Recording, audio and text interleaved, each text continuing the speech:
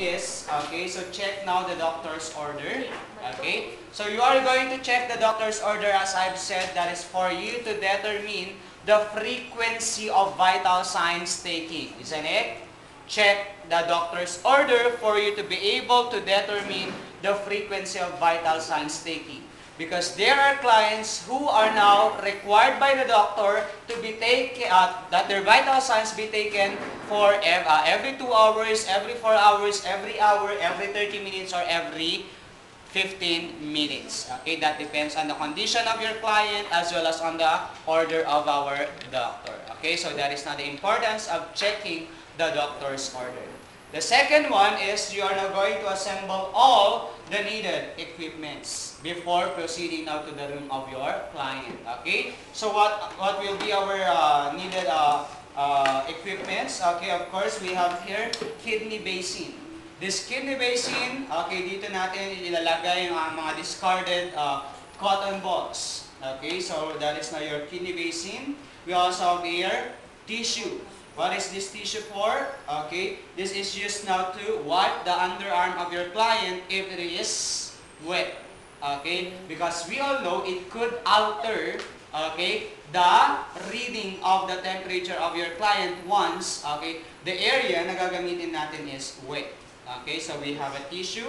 Or kung wala kayong cotton balls, you may also use this tissue to wipe off the thermometer. Okay, then we also have here, okay, a cotton ball. That is now for us to use in wiping off the thermometer. Okay, we also have here a glass of water. This will serve as the rinsing water.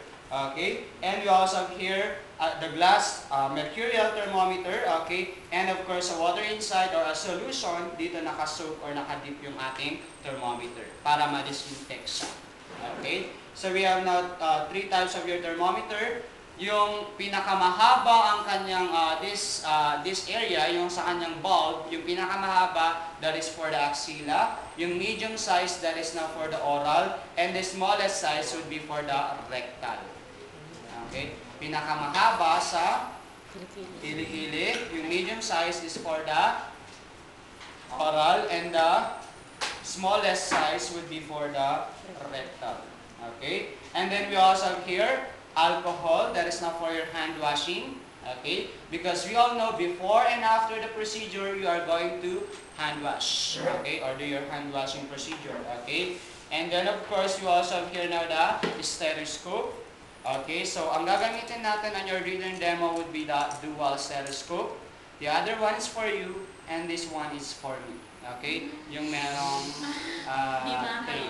Okay, para hindi nyo ako madami. Okay? So, sabay natin. Okay, papakinggan ko. Okay? So, as I have said, this is your earpiece, the rubber tubing, this is now the diaphragm, and this is now the bell. Okay? So, if you're now going to use this stethoscope, okay, it should be, if you're now going to place it into your ears, okay, it should be, the direction of the earpiece should be away from your body. Away. Okay? Away. Hindi towards your body. Okay? It is away. Okay? And then, okay, to check if, okay, the diaphragm is open, okay, imamanipulate nyo lang to. Okay? And then you're going to listen. Kapag matlakas, okay, so naka-turn on. Okay? Kapag ganyan, wala. Okay, so naka-close yung diaphragm. So, just manipulate it para ma-open. Okay? Okay, so that's it. And then the next, of course, will be your sphygmomanometer.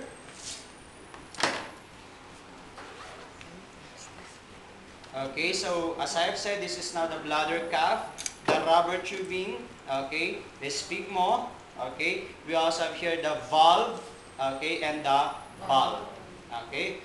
To turn, to close the valve, okay, it should be clockwise. Paano ang clockwise? Diba? Clockwise. To open it, counterclockwise. Okay, so before mo i-inflate, naka-close. So, clockwise. Okay? Kapag in-open ko na, nirelease ko na yung air, it should be counterclockwise. Slowly. Okay? So, this is now for the sphygmo. So, these are the needed equipments for your vital signs taking.